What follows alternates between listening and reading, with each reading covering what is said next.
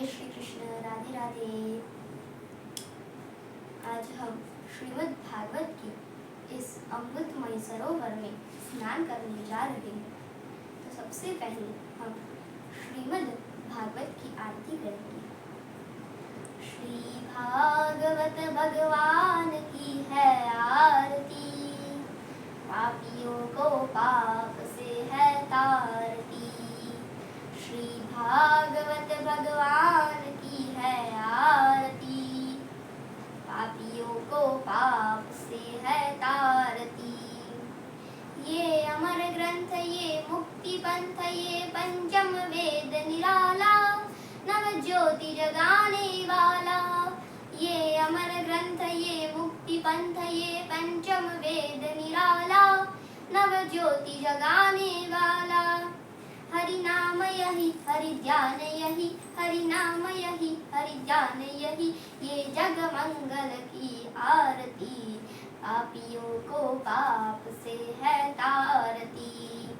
श्री भागवत भगवान की है आरती, पापियों को पाप से है तारती। ये शांति गीत पावन पुनीत, पापों को मिटाने वाला।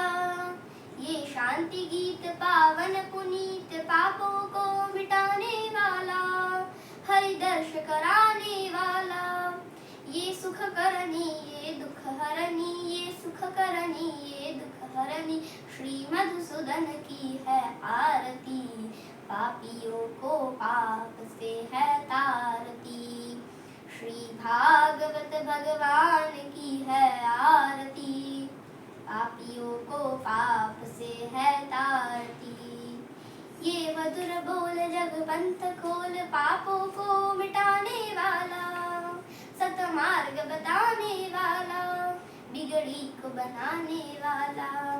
श्री राम यही, घनश्याम यही, श्री राम यही, घनश्याम यही, यह प्रभु महिमा की आरती, पापियों को पाप से है तारती।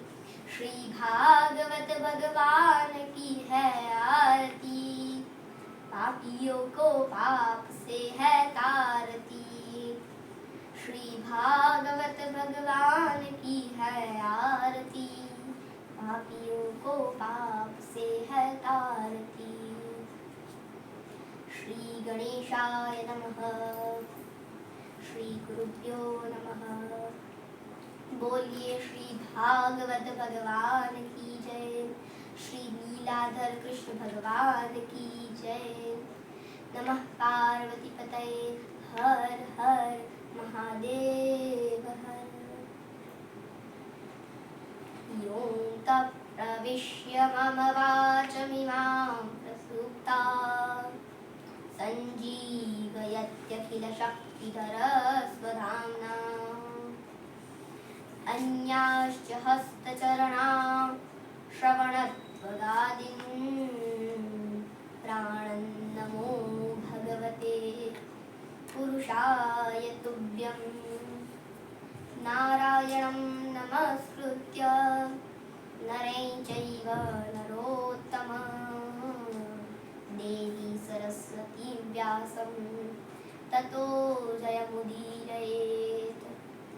जय जय श्री राधारमण, जय जय नवल किशोर, जय गोपी चितचोर प्रभु, जय जय माखन चोर।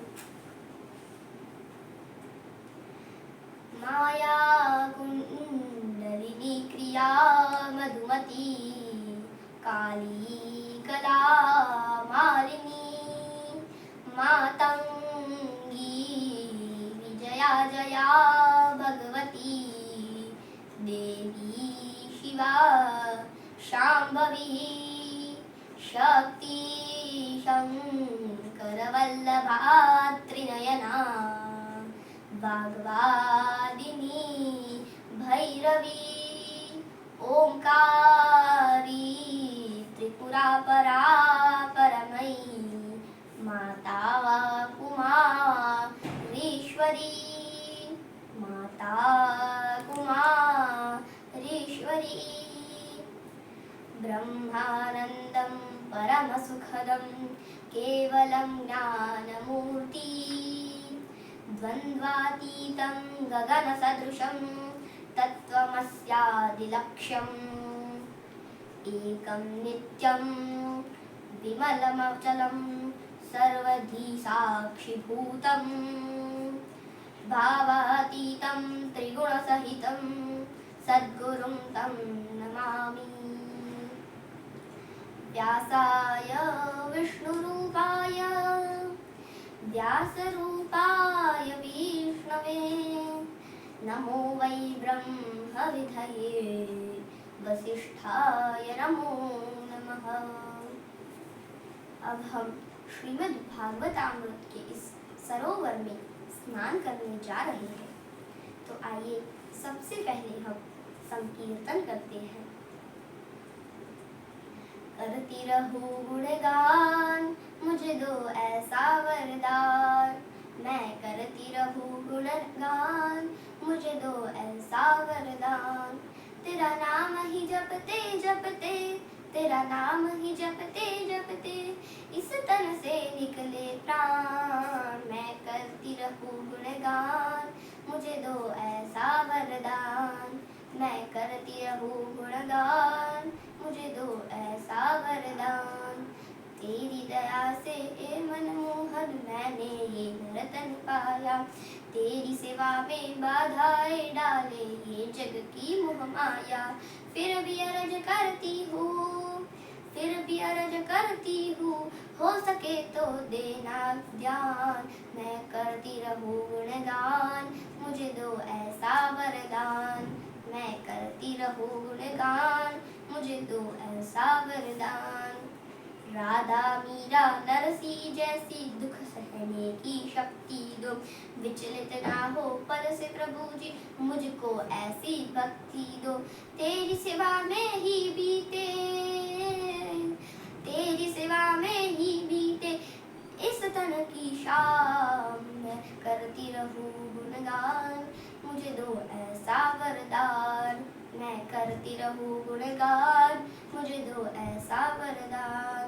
क्या मालूम कब कौन घड़ी तेरा बुलावा आ जाए, मेरे मन की इच्छाएं मन में ही मेरे रह जाए। फिर भी अर्ज करती हूँ हो सके तो देना ध्यान। मैं करती रहूं गुणगान मुझे दो ऐसा वरदान। मैं करती रहूं गुणगान मुझे दो ऐसा वरदान। श्री भागवत के इस सप्ताह ज्ञान यज्ञ में आज हम करने जा रहे हैं। तो आइए सबसे पहले श्रीमद् भागवत का परिचय जानते हैं। हम कभी भी किसी से मिलते हैं तो सबसे पहले उनका परिचय जानते हैं, वो क्या करते हैं, क्या काम है उनका, वो सब जानते हैं, लेकिन सबसे पहले परिचय जानते हैं। तो श्रीमद् भागवत का आज हम परिचय जानेंगे। तो श्री वेद व्यास जी ने इस महापुराण यह महापुराण को भागवत कहकर संबोधित किया है। इसके बाद हमारे श्री सुखदेव जी महाराज ने इस पुराण को चक्रे शाश्वत संहिता कहकर संबोधित किया है। श्री सूत जी ने उत्तम श्लोक चरितम कहकर संबोधित किया है, और हमारे ऋषियों ने तो इस संहिता को परमहंसी संहिता कहकर संबोधित किया है। तो आइए ऐसे परमहंसी संहिता में हम आप प्रवेश करते हुए अपना जीवन धन्य बनाएं। सच्चिदानंद रूपाय विश्वोत्पत्त्यादिहेतवे तापत्रय विनाशाय श्रीकृष्णाय वयं नमः। यं प्रव्रजन्तमनुपेतमपेतकृत्यं द्वैपायनो विरह कातर आजुहाव। तत्रेति तन्मयतया तरवोऽभिनेदुस् तं सर्वभूतहृदयं मुनिमानतोऽस्मि।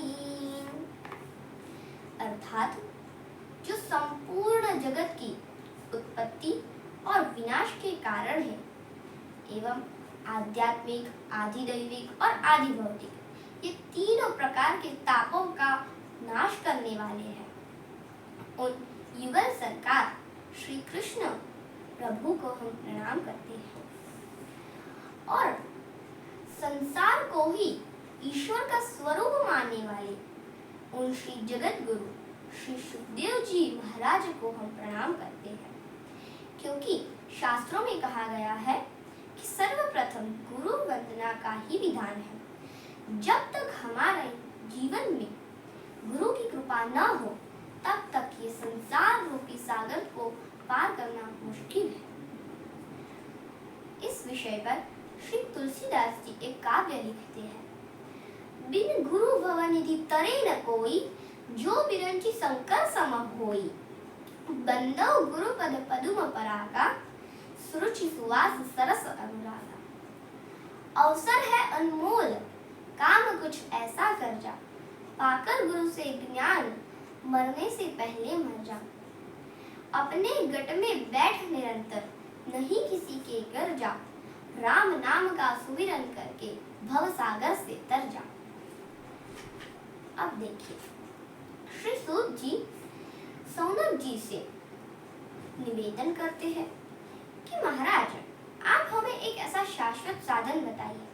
आपने हमें कई सारे संहिता सुनाए, कई सारे पुराण सुनाए, लेकिन आप हमें एक ऐसा शाश्वत साधन बताएं जो सबसे अधिक कल्याणकारी हो, कल्याणकारी से भी कल्याणकारी हो, अधिक से अधिक कल्याणकारी हो, जो भक्ति, ज्ञान और वैराग्य को प्राप्त होने वाले महान विवेक की वृद्धि किस प्रकार होती है एवं संसारी जीव किस प्रकार इस भव सागर से पीछा छुड़ा सकते हैं, इस माया मोह से पीछा कैसे छुड़ा सकते हैं। भक्ति ज्ञान विरागाप्तो विवेको वर्धते महान, माया मोह निरासश्च वैष्णवे क्रियते कथम। अब शौनक जी की यह विनम्र वाणी से पुलकित होकर श्री सूत जी कहते हैं कि श्रीमद् भागवत जो समस्त वेद वेदांत धर्म शास्त्र सार शाश्वत ग्रंथ है, संसार के इस मृत्यु रूपी भय से मुक्ति दिलाने वाला है। आज मैं तुम्हें इस पुराण का श्रवण कराऊंगा। इसकी महिमा अनंत है। एक दृष्टांत देता हूँ, इसे अच्छे से समझो, जिससे तुम्हें पता चल जाएगा कि श्रीमद् भागवत की क्या गरिमा है। अब एक बार की बात है, श्री सुखदेव जी महाराज राजा परीक्षित को श्रीमद् भागवत की कथा सुना रहे थे कि तभी सुधा कुंभं गृहीत्वैव देवास्तत्र समागमन् शुकन्नत्वा वरन् सर्वे स्वकार्य कुशलासुरा। अब देखिए, सारे देववृंद आकर श्री सुखदेव जी को प्रणाम करते हैं और अमृत का कलश लेकर आए थे। तब अमृत का कलश रख दिया और सुखदेव जी को प्रणाम किया। सुखदेव जी ने पूछा कि भाई ये सब क्या है और ये सब यहाँ क्यों लाए हो? तो देवताओं ने कहा कि यह अमृत है महाराज। तो सुखदेव जी ने पूछा कि लेकिन यहाँ इसे क्यों लाए हो? तो देवताओं ने कहा कि महाराज, हमने सुना कि राजा परीक्षित मरने वाले हैं, तो हमें लगा कि हम इन्हें अमृत दे देते हैं, ये अमर हो जाएंगे, और आप जो भागवतामृत अमृत इनको पिलाने जा रहे हैं वो आप हमें पिला दीजिए। अब परीक्षित को भी अच्छा हो जाएगा और हमारा भी लाभ हो जाएगा। अब सुखदेव जी ये बात सुनकर हंसने लगे। एवं विनिमये जाते सुधाराज्ञा प्रपीयतां प्रपश्यामो वयं सर्वे श्रीमद्भागवतामृतम्। अब सुखदेव जी ने कहा, अच्छा चलो भाई पिला दो अमृत। सुखदेव जी बात को समझ नहीं पाए तो देवताओं ने कहा, महाराज सुनिए तो सही, लेकिन हम ये भागवतामृत हम पीना चाहते हैं। अमृत तो इनको पिला दो, लेकिन हम भागवतामृत पिएंगे। अब देवताओं की चालाकी समझकर श्री सुखदेव जी खूब हंसने लगे। उन्होंने कहा, अरे मूर्खो, हमको ही मूर्ख बनाने चले आए। सुनो, तुम्हारा ये जो अमृत है ना, स्वर्ग का अमृत सुधामृत, ये कांच का टुकड़ा है।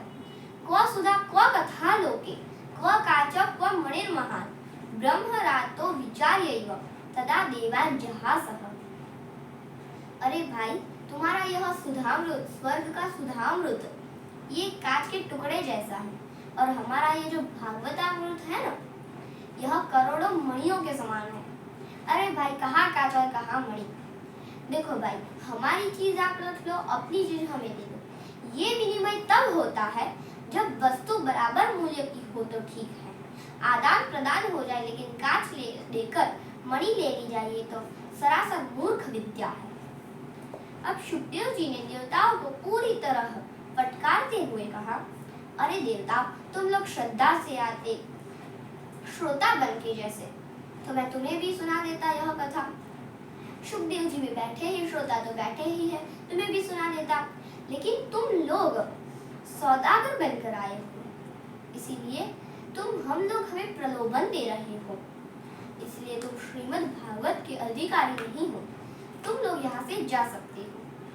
अभक्तांश्च विघ्नाय न ददौ से कथामृतम् श्रीमद् भागवती वार्ता सुराणामपि दुर्लभा। श्री सूत जी कहते हैं, हे ऋषियों, वो एक देव दुर्लभ कथा जिसके लिए देवता तरस गए अमृत लेकर वापस लौट गए, लेकिन उन्हें कथा नहीं मिली, और आज हमारे सामने यह श्रीमद् भागवत कथा उपलब्ध है। हम बड़े भाग्यशाली हैं। इसके लिए पृथ्वी के अतिरिक्त कहीं भी चले, ब्रह्मांड में कहीं भी ढूंढ लो, लेकिन यह कथा कहीं नहीं मिलेगी। स्वर्गे सत्ये च कैलाशे वैकुंठे नाष्टयं रसः अतः पिबन्तु सद्भावना मामुञ्चन कर्हिचित्। स्वर्गलोक सत्यलोक की बात तो छोड़ो, वैकुंठ अति अयम रसः नास्ति। यानी कि अब देखो, हमारे श्री राम जी अवधवासियों को साथ लेकर अपने साकेत धाम जा रहे थे। सारा नगर चलने को तैयार था, लेकिन हमारे श्री हनुमान जी हाथ जोड़कर पीछे खड़े रह गए। जब राम जी ने पीछे मुड़कर देखा तो उन्होंने हनुमान जी को देखा कि वो तो आ ही नहीं रहे हैं। तो राम जी ने कहा, अरे हनुमान, तुम हमारे साथ क्यों नहीं चल रहे हो?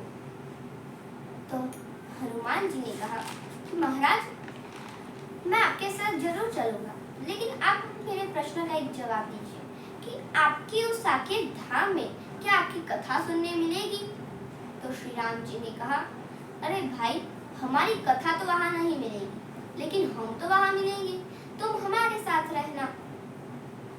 अब श्री हनुमान जी ने कहा, हे प्रभु, अब वहां कथा नहीं तो है, तो फिर मैं नहीं आ सकता, क्योंकि आप तो सदा मेरे हृदय में निवास करते हैं। जासु हृदय आगार बसहि राम सर चाप धर। आप मेरे हृदय में निवास करते हैं, फिर मैं आपको जब भी बुलाना होगा या मुझे आपको जहाँ भी कभी भी मुझे मिलना होगा तो मैं आ जाऊंगा, लेकिन आपकी कथा वहां नहीं है तो मैं वहां नहीं रह सकता। अब देखिए, हनुमान जी को प्रभु श्री राम मिल गए, लेकिन राम जी की कथा नहीं मिली, तो साकेत धाम भी नहीं गए। इसीलिए हमें यह कथा मिल रही है तो हमें इसका आदर करना चाहिए।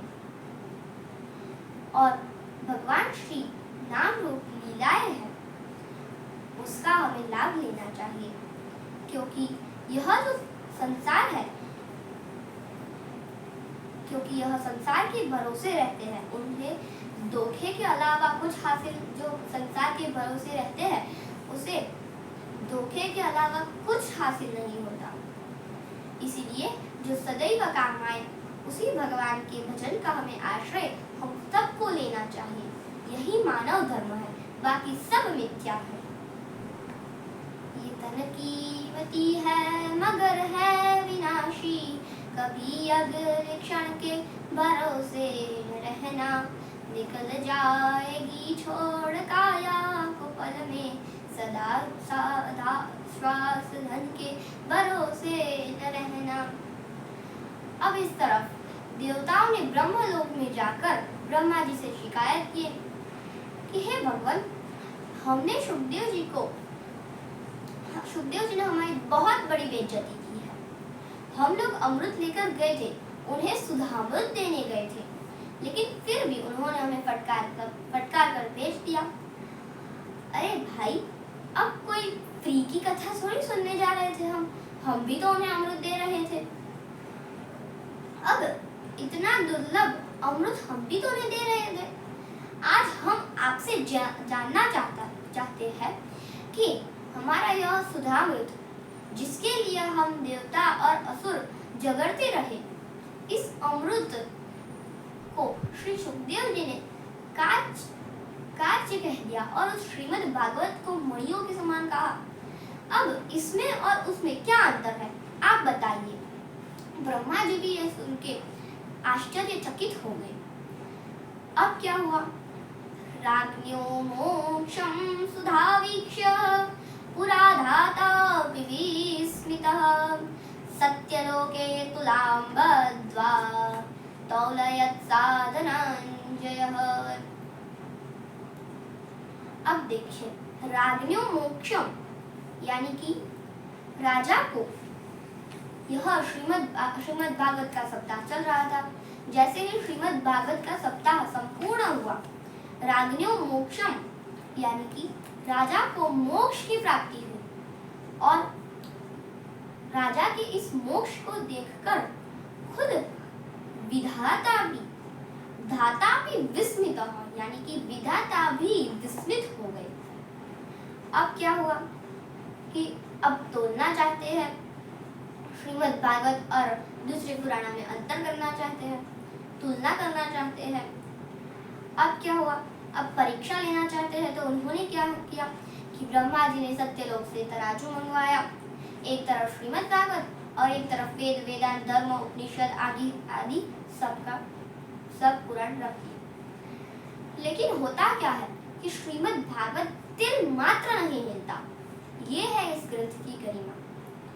लघुन्यन्यानि जातानि गौरवेण इदं महत्, तदा ऋषिगणा सर्वे विस्मयं परमं ययुः। तो आइए हम आप भी यह श्रीमद् भागवत की गरिमा को जानते हैं कि आखिर श्रीमद् भागवत करोड़ों मणियों के समान और सुधामृत, जिससे कोई भी मनुष्य अमर हो सकता है, यह कांच के टुकड़े के समान कैसे हुआ। अब देखिए श्रीमद् भागवत की गरिमा क्या है। अब पहले स्वर्ग सुधामृत की विशेषता क्या है, देखो। इसे जो भी पीता है वो अमर हो जाता है। और पीता कौन है? जो मनुष्य लोक में अपने प्राण छोड़कर जाता है वो इसे पीना, और जो कोई नरकगामी यदि इसे पीना चाहे तो नहीं मिलेगा। अब श्रीमद् भागवतामृत को समझिए, ये सभी को सुलभ है, चाहे पापात्मा हो, चाहे दुरात्मा हो, या चाहे कोई भी महात्मा भी हो, कोई भी आत्मा क्यों ना हो, सबको सुलभ है। स्वर्ग सुधामृत की एक और विशेषता, इस स्वर्ग सुधामृत को जो भी पीता है वो अमर हो जाता है, लेकिन उसके गले में एक माला डाल दी जाती है, फूलों की माला। और जब तक वह पुण्य करता रहेगा तब तक वह माला हरी भरी रहेगी। और जैसे ही पुण्य क्षीण हुए, पाप करना शुरू हो गया तो वह माला धीरे धीरे जर्जरित होने लगेगी। और जैसे वह माला पूरी जर्जरित हो जाएगी तो उस मनुष्य को धक्के मार के नीचे गिरा दिया जाएगा। यह है स्वर्ग सुधामृत की विशेषता। क्षीणे पुण्यम मर्त्यलोकम विशन्ति। अब हरि कथामृत की विशेषता क्या है? स्वर्ग सुधामृत पीने वालों का सुकृत समाप्त होता है, जबकि हरि कथामृत पीने वालों के समस्त पाप का नाश होता है और देह त्याग करने के बाद भी परम धाम के अधिकारी हो जाते हैं। अब बताओ कौन सा अमृत श्रेष्ठ है? यस्यामयि श्रूयमाणायां कृष्णे परम पुरुषः भक्तिमृत्पद्यते पुंसां शोकमोह भयापः। अब देखिए, हरि कथामृत शोक मोह भय समाप्त करता है और जबकि स्वर्ग सुधामृत शोक मोह भय प्रदान करता है। स्वर्ग सुधामृत की एक और विशेषता सुनिए। यह सीमित है कि जब सागर मंथन हुआ था, समुद्र मंथन हुआ था, तब समुद्र में से सिर्फ एक ही कलश अमृत निकला था। यह सीमित है, उससे ज्यादा नहीं निकला था। अब यह सीमित होने के कारण, एक कलश होने के कारण बेचारे देवता कंजूसी करते हैं। दैत्यों के पास से ले लिया, लेकिन कंजूसी खुद करते हैं। वो खुद पीते नहीं है, सिर्फ सूंघ सूंघ के काम चलाते हैं, जबकि हरि कथामृत में कोई कंजूसी का काम नहीं। बोलो राधे राधे। अब देखिए, हरि अनंत हरि कथा अनंता, कहा ही सुना ही बहुविधि सब संता। चरितम रघुनाथस्य शतकोटि प्रविस्तरम् एकैकमक्षरं पुंसां महापातकनाशनम्। अब देखिए, एक गांव में, यह दृष्टांत है, एक गांव में 3 महाकंजूस रहा करते थे। महाकंजूस।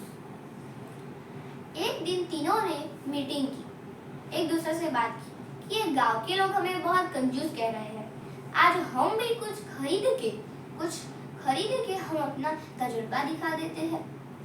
अब क्या हुआ, तीनों बाजार गए, 250 ग्राम की घी खरीद के आए, सीना ताने घर पे आए। 6 महीने के बाद फिर से मीटिंग की। बोलो भाई, घी का क्या हाल है? एक ने कहा, मेरा घी अभी चल रहा है। तो भाई कैसे, बताओ तो सही। उसने कहा, देखो, जब मेरे घर की सारी रोटियां बन जाती हैं तो एक ऊपर की रोटी पर घी लगा देता हूँ और नीचे की सारी चोपड़ी समझ लेता हूँ और प्रेम से रोटी पा लेता हूँ। अब दूसरा बोला, हे भगवान, इतना खर्च? अच्छा तू बता कैसे खर्च करता है? उसने कहा, देखो, जब हमारे घर की रोटियां बच जाती है तो एक सलाई घी में डुबोकर रोटी में चुबो देता हूँ और प्रेम से रोटी पा लेता हूँ। तीसरा बोला, हे भगवान, इतना अंधेर कब तक रहेगा? अच्छा तू बता कैसे खर्च करता है? उसने कहा कि जो मेरा घी है वो मैं सीसी में रखा हूँ। जब मेरे घर की सारी रोटियां बन जाती है तो वह सीसी रोटी पर घुमा देता हूँ और वह ढक्कन खोल देता हूँ। क्या खुशबू आती है कि रोटियां अभी खत्म हो जाती है और घी बीचों का क्यों बचा रहता है। अब बताओ, सूंघ सूंघ के काम करोगे तो खर्च कैसे? ऐसे ही देवता भी कुछ पीते पिलाते नहीं, सिर्फ सूंघ सूंघ के काम चलाते हैं, जबकि हरि कथामृत प्रेम से पाओ, कोई कंजूसी का काम नहीं।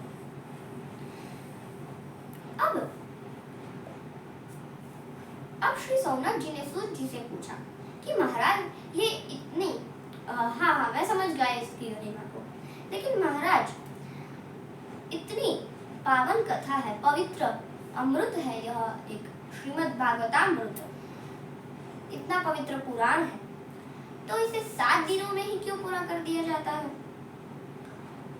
इसे वर्षों महीनों तक विस्तार से कहो। क्या जरूरत है 7 दिन में बताने की?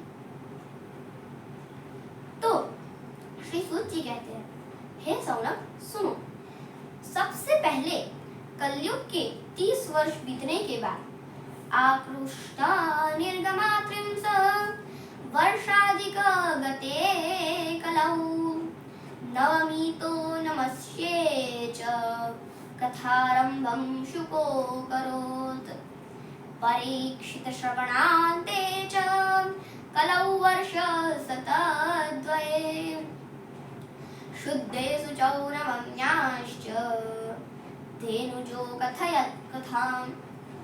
सबसे पहले कलयुग के 30 वर्ष बीतने के बाद कलयुग के 30 वर्ष बीतने के बाद भाद्रपद शुक्ल पक्ष की नवमी को श्री सुखदेव जी ने राजा परीक्षित को सुनाए थे। इसके बाद कलयुग के 200 वर्ष बीतने के बाद आषाढ़ शुक्ल पक्ष की नवमी को श्री गोकर्ण जी ने धुंधुकारी को सुनाए थे और पुनः कलयुग के 260 वर्ष बीतने के बाद कार्तिक शुक्ल पक्ष की नवमी को श्री सनकादिकों ने श्री नारद जी को सुनाए थे। ऐसे यह कथा चली आ रही है, क्योंकि जब परीक्षित को सुनाए थे तब 7 दिन थे।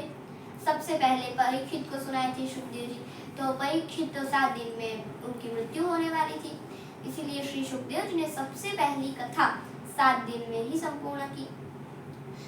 तब से यह कथा 7 दिन में हम संपूर्ण करते हैं। यह परंपरा चली आ रही है। श्री सौनक जी ने प्रश्न किया कि महाराज, आपने बताया कि नारद बाबा कथा सुने, लेकिन इनके बारे में पूरा संसार जानता है कि यह एक जगह पर ज्यादा ठहर नहीं सकते हैं, तो इन्होंने कथा कैसे सुनी और क्यों सुनना चाहते थे कथा?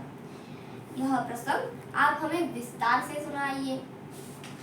अब श्री सूत जी कहते हैं कि एकदा हि विशालायां चत्वार ऋषयो मदाः सत्संगार्थ समायाता दद्रशुस्तत्र नारदम्। अब श्री सूत जी कहते हैं कि हे सौनक, ध्यान से सुनो। एक बार बद्री विशाल में 4 भाई सनकादिक, सनत, सनंदन, सनत कुमार और सनातन सनकादिक, इनके बारे में मैं परिचय देती हूँ कि पूरे संसार में सबसे पहले इनका जन्म हुआ था। सबसे पहले इनका जन्म हुआ था 4 भाई, लेकिन अभी भी उनकी उम्र 5 वर्ष की है। लेकिन सबसे महाज्ञानी है यह 4, सनक, सनंदन, सनत कुमार और सनातन सनकादिक। अब ये 4 भाई बद्री विशाल में घूम रहे थे सत्संग की इच्छा से, क्योंकि उनका तो जीवन ही सत्संगमयी है। श्रीमद् भागवत के लिए ही उनका जीवन है। कथा मात्रेक जीवनम। इसीलिए वह घूम रहे थे कि तभी नारद जी मिल गए। अचानक से नारद जी मिल गए और नारद जी को देखकर चारों भाई इतने प्रसन्न हुए, क्योंकि वह जानते थे कि नारद जी तो सत्संग के परम प्रेमी हैं और श्रीमद् भागवत के तो परम प्रेमी। इसीलिए उन्हें लगा कि आज तो जरूर एक सत्संग होगा। लेकिन जब नारद जी को देखा उन्होंने, तो उनका मुंह एकदम जैसे विचित्र लग रहा था। भागे भागे दौड़े जा रहे थे। अब परेशान दिख रहे थे वो, बहुत मलिन एकदम दिख रहा था उनका मुंह। चारों एक दूसरे का मुंह देखने लगे। अरे इनको क्या हो गया? तो सनकादिकों ने नारद जी को टोका।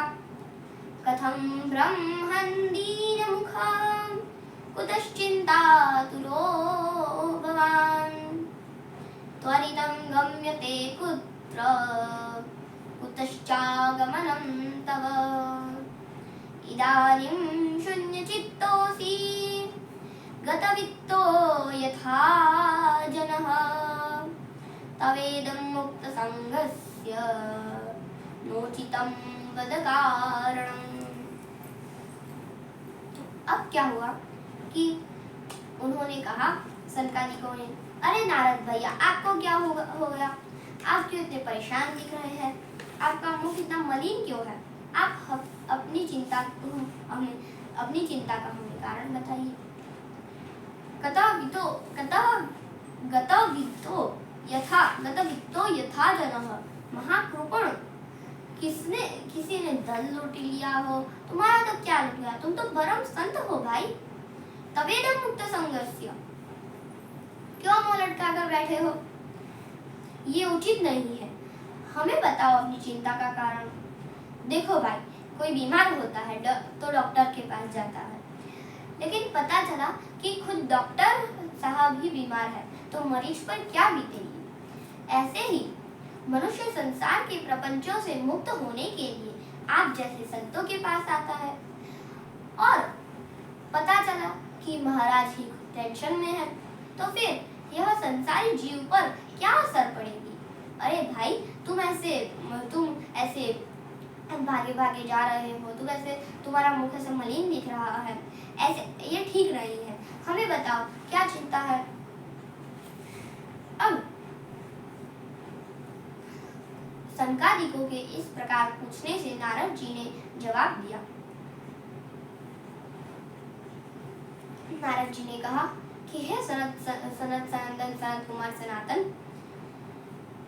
मैं सत्संग की इच्छा से घूम रहा था, पृथ्वी पर आया था सत्संग की इच्छा से, पूरे संसार में घूमा, लेकिन कहीं भी मुझे सत्संग नहीं मिला।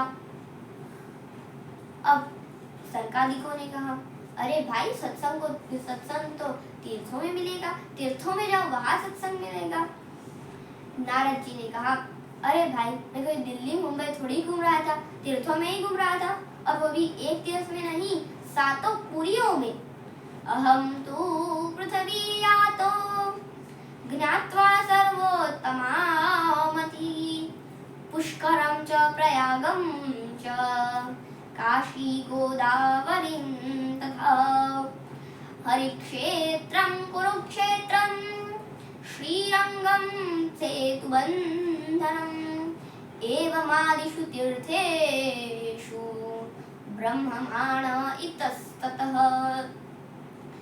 नारद जी ने कहा कि मैं पुष्कर, प्रयाग, काशी, गोदावरी, हरिक्षेत्र, कुरुक्षेत्र, श्रीरंग, सेतुबंधम, रामेश्वर आदि तीर्थों में घूमा, लेकिन कहीं भी मुझे सत्संग का लाभ नहीं मिला और मुझे शांति भी कहीं नहीं मिली। सारी जगह मैंने विचरण किया, लेकिन कहीं भी मुझे शांति नहीं मिली। ना पश्यम कुत्रचित् कर्म मनस्संतोष कारणम कलीना धर्म मित्रेण दरेयं बाधिताधुना। अब कलीना धर्म मित्रेण यानी कि इस अधर्म के सहायक कलयुग में प्राय सत्य, तप, पवित्रता, दया, दान आदि कुछ भी नहीं है। लोग बस मनुष्य केवल अपना पेट भरने के लिए पेट भरने में लगे हैं। सत्यम नास्ति तपश्चौर्यं शौचं दयादानं न विद्यते उदरं हरिणो जीवा वराकाकूटभाषिणः। कहीं भी मुझे शांति नहीं मिली, मैं बहुत परेशान हो गया। मैं आया था शांति ढूंढने, लेकिन मन में क्रांति फैली। फिर सोचा चलो संतों को ढूंढते हैं। मंदासुमंदमतयो मंदभाग्यारुपद्रुता पाखंड निरता संतो विरक्ता सपरिग्रहाः। अब नारद जी ने कहा कि मैंने सोचा संतों को ढूंढता हूँ। अब मैंने संतों को ढूंढना प्रारंभ किया, लेकिन मुझे वहां भी शांति नहीं मिली। मुझे लगा वहां सत्संग जरूर मिलेगा, लेकिन वहां तो और अंधेर। संत असत्य भाषी, आलसी, मत बुद्धि, भाग्यहीन हो गए हैं, उपद्रवग्रस्त हो गए हैं, पूरे पाखंडी हो गए हैं। देखने में तो विरक्त है, लेकिन स्त्री धन आदि का संचय कर रहे हैं। अब जिनको धर्म का अंग होना चाहिए, वो अभी अधर्म का अंग हो रहे हैं, पाप का अंग हो रहे हैं वो सब। मैंने विरक्तों के बड़े बड़े भवन देखे। मैंने लोगों से पूछा, अरे भाई, ये बंगला किसका? बोले मौनी बाबा का। बोले त्यागी जी के। ये बच्चे किसके? बोले ब्रह्मचारी जी के। अरे भाई, इतना शोर कहा? बोले मौनी बाबा के यहाँ। फिर सोचा चलो गृहस्थों के यहाँ जाए, लेकिन वहां तो और अंधेर। तरुणी प्रभुतागे है, श्यालको बुद्धिदायकः। कन्या विक्रयणो लोभात्, दंपतीनां च कलकलम्। मैंने देखा कि देवी जी के हाथ में जब तक तिजोरी की चाबी नहीं पड़ती तभी तक सास ससुर की सेवा, और जैसे ही थोड़ा सा अधिकार मिला तो पति जी के कान में फूंकना शुरू। देखो, हमसे अब ये बुढ़े बुढ़ी की सेवा नहीं हो पाएगी। अब तुम्हें इन बुढ़े बुढ़ी के साथ रहना है कि हमारे साथ रहना है। अब बेटा भी पत्नी का गुलाम है, पत्नी को लेके गायब, माता पिता मरे, कोई मतलब नहीं। यदि किसी बात का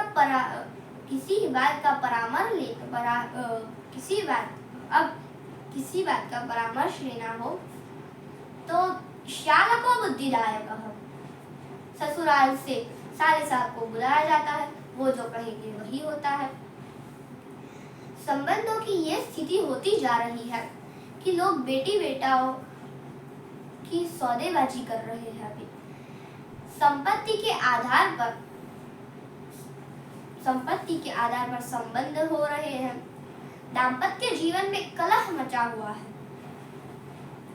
नई सदी में मिल रही दर्द भरी सौगात, बेटा कहता बाप से तेरी क्या औकात रे भैया, तेरी क्या औकात। पानी आंखों का भरा, मरी शर्म और लाज, कहे बहू अब सास से घर में मेरा राज रे भैया, घर में मेरा राज। सास ससुर लाचार है, बहू ने पूरे हाल, आश्रम में सेवा करे पाखंडी निहाल रे भैया, पाखंडी निहाल। अब तो अपना खून भी करने लगा कमाल, बोझ समझ माँ बाप को घर से रहे निकाल रे भैया, घर से रहे निकाल। माँ की ममता बीत गई, बीते पिता के प्यार, मिलते हैं बाजार में बवा बेचते यार रे भैया, बवा बेचते यार। रिश्तों को यूं तोड़ देते जैसे कच्चा धागा, सूत बंटवारा माँ बाप का करने लगे कपूत रे भैया, करने लगे कपूत। वक्त पड़े पर भाई ही होता सच्चा यार, भाई जैसे यार से जीवन करो निशान रे भैया, जीवन करो निशान।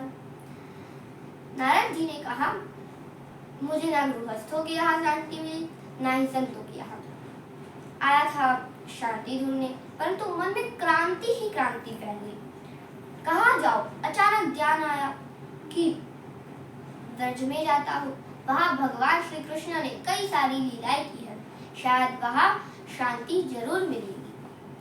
नारद जी सीधे वृंदावन की यात्रा किए, लेकिन उन्होंने कहा कि वहां भी मैंने एक बहुत बड़ा आश्चर्य देखा।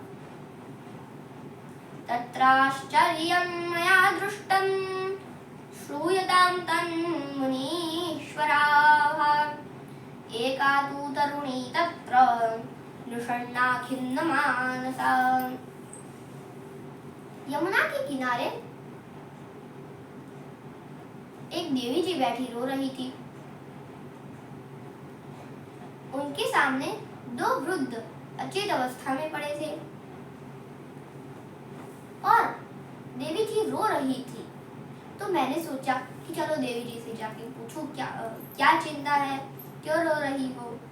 फिर सोचा देवियों का तो स्वभाव ही है, एक क्षण में रोने लगना और एक क्षण में हंसने लगा। तो मैं वहां से चल दिया, लेकिन तभी उस देवी जी ने आवाज लगाई, भोगो साधु क्षणं तिष्ठ मच्चित्तावपि नाशय दर्शनं तव लोकस्य सर्वथा परम। उस देवी जी ने कहा, अरे अरे महाराज, रुकिए तो सही, कहाँ जा रहे हैं? आप जैसे संतों का दर्शन तो बड़े पुण्य प्रताप से होता है। यदा भाजम भवेत् भूरि भवतो दर्शनम तदा। अब तो नारद जी दौड़ के उस बाला के पास आए और पूछा, अरे देवी जी, आप कौन है? क्यों रो रही है आप? अपने दुख का कारण हमें बताइए। अब नारद जी के पूछने पर उस देवी जी ने जवाब दिया, अहम भक्तिर्दीक्षात इमो मे तनयौ मतौ ज्ञान वैराग्य नामानो कालयोगेन जर्जरौ। उस देवी जी ने कहा कि मेरा नाम भक्ति है और ये दो जो वृद्ध अचेत अवस्था में पड़े हैं, ये मेरे पुत्र है। ज्ञान और वैराग्य इनका नाम है। अभी इस कलयुग में अधर्म है और इस अधर्म के प्रताप से हमारे यह पुत्रों की हालत हुई है। इसीलिए जब मैं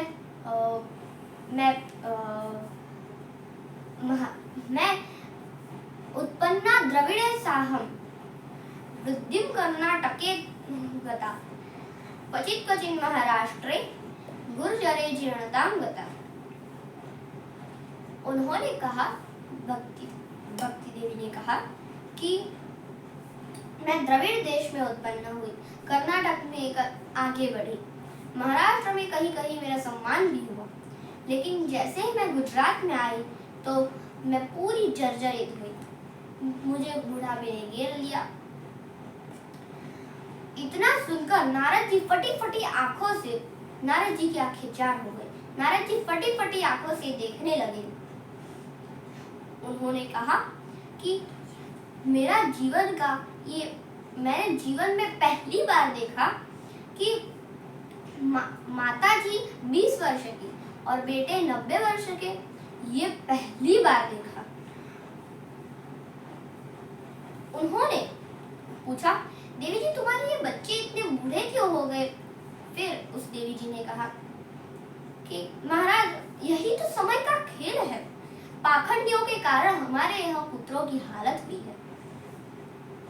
मैं जब से वृंदावन आ गई तो मैं तो ठीक हो गई, लेकिन मेरे पुत्रों की यही दशा है। अभी बूढ़े ही रहे हैं मेरे पुत्र। यह हमारे पुत्रों की हालत रही है। यदि यही हालत रही तो मैं देश त्याग कर विदेश चली जाऊंगी। इदं स्थानं परित्यज्य विदेशं गम्यते मया। भक्ति महारानी की यह बात सुनकर नारद जी ने हाथ जोड़ लिए। नारद जी ने कहा कि हे देवी, मैं आपको जानती, आप भगवान श्री कृष्ण की परम प्रिय भक्ति महारानी है। देखिए महारानी,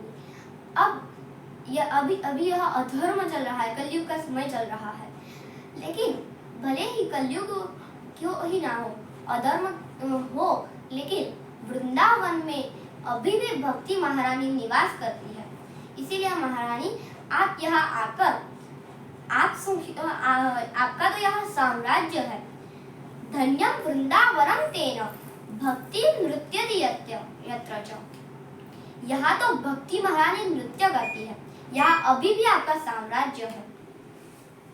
लेकिन क्या करें, इस कलिकाल में बेचारे ज्ञान वैराग्य को कोई पूछता ही नहीं है। इसीलिए ये जर्जरित हो चुके हैं, ये बूढ़े हो चुके हैं। लेकिन महारानी, आप चिंता मत करिए, मैं नारद आपको शपथ पूर्वक वचन देता हूँ। तदा नाहम हरेर्दासो लोके त्वां प्रवर्तये। हे देवी, जानती हो, इस कलिकाल में इनके बूढ़े होने का एक दूसरा और कारण है कि इस समय में लोगों के कुकर्म के कारण सभी धर्म की वस्तुओं का सार तत्व ही समाप्त हो गया है। ब्राह्मण विप्र भागवती वार्ता गेहे गेहे जने जने कायिताकरणलोभेन तथा सारस्वतो गतः। यानी कि नारद जी कहते हैं कि इस कलिकाल में ब्राह्मण हर घर घर में हर जन जन को श्रीमद् भागवत की कथा सुनाने लगे हैं, इसीलिए श्रीमद् भागवत का भी सार तत्व नष्ट हो गया है। तीर्थों में नास्तिक कुकर्मियों का वास होने लगा है, इसी कारण तीर्थों का भी सार समाप्त हो गया है। जिनका चित्त निरंतर काम क्रोध लोभ में तपता रहता है, वो ही तपस्वी होने का ढोंग करते हैं और इसी प्रभाव से तप का भी प्रभाव समाप्त हो चुका है। पंडितास्तु कलत्रेण रमन्ते महिषा इव पुत्रस्य उत्पादने दक्षा अदक्षा मुक्ति साधने। पंडितों की यह दशा है कि वे अपनी स्त्रियों के साथ भैंसों की तरह रमण करते हैं, उनमें केवल संतान पैदा करने की इच्छा पाई जाती है और मुक्ति साधन में तो वे हर तरह से अकुशल ही है, सर्वथा अकुशल है। जयति जगतम। अब नारद जी ने कहा, माता जी फिर भी आप चिंता मत करिए, मैं आपके पुत्रों को स्वस्थ करने का वचन देता हूँ और यदि मैं इस कर्म को कर नहीं पाया तो मैं श्री नारायण जी का भक्त नहीं, मैं उनका सेवक नहीं, आप विश्वास करें। भक्ति महारानी नारद जी का वचन सुनकर प्रसन्नता से खिल गई और उनकी स्तुति गाने लगी। जयति जगत माया यस्य कायादवस्थे वचन रचनमेकं केवलं चाकलय्य ध्रुवपदमपि यातो यत्कृपातो ध्रुवोऽयं सकलकुशलपात्रं ब्रह्मपुत्रं नतास्मि। भक्ति महारानी ने कहा, महाराज आप धन्य हैं, हमें पूर्ण विश्वास है कि आप अपना वचन जरूर पूरा करोगे, आप अपने वचन की जरूर रक्षा करेंगे। भक्ति माता ने बड़ी भारी वंदना की। नारद जी आपकी जय हो, आपके ही वचनों को सुनकर ध्रुव और आपके ही वचनों के प्रभाव से आज ध्रुव जी एक तारे की तरह आकाश में चमक रहे हैं। आपके बताए हुए मार्ग पर प्रहलाद जी ने खंभे में से भगवान नरसिंह को, आपके बताए हुए मार्ग से ही प्रहलाद जी ने खंभे से नरसिंह भगवान को प्रकट किया। हे मुनिराज, जैसे आपने ध्रुव और प्रहलाद पर अनुग्रह किया, आप वैसे ही मेरे ज्ञान वैराग्य पुत्रों पर भी अनुग्रह करो। अब क्या हुआ कि नारद जी ने तुरंत वेद वेदांत का पाठ शुरू कर दिया।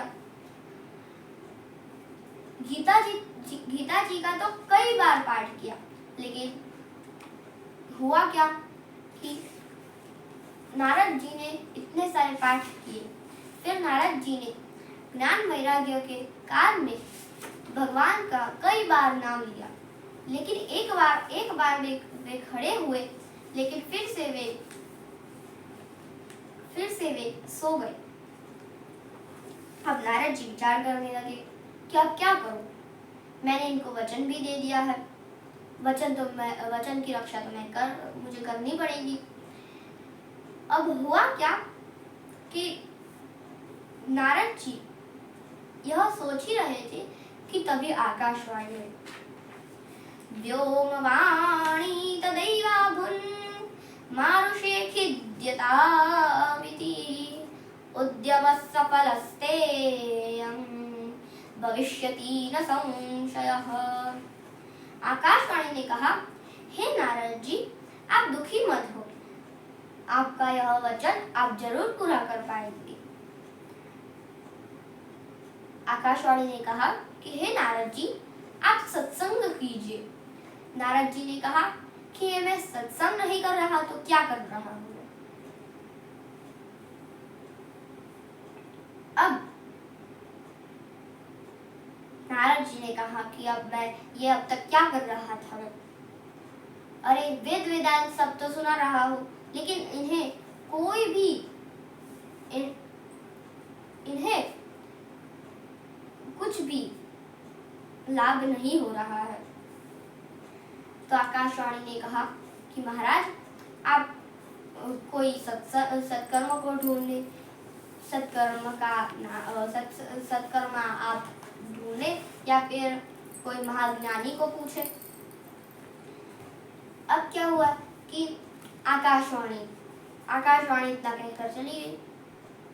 तो नारद जी ने सोचा, देखो भाई, ना दवाई का नाम बताया, ना डॉक्टर का, ना कोई महात्मा का नाम बता देते कि ये महात्मा के पास चले जाओ, वो बता देंगे, या फिर ना कोई सत्कर्म का नाम बताया।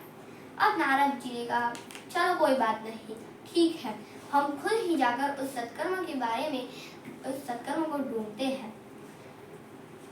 आखिर पता लगाते ही है कि आकाशवाणी ने हमें किस सत्कर्म का संकेत दिया है। अब नारद जी तो निकल पड़े। अब रास्ते में जो भी मिलता सबको पूछने लगते, अरे भाई, आपको पता है सत्कर्म किसे कहते हैं? सबको पूछते जा रहे थे कि तभी अब रास्ते में कोई पलायन कर गया, लेकिन नारद जी को किसी ने उपाय नहीं दिया। जैसे ही सबको पूछते जाते तो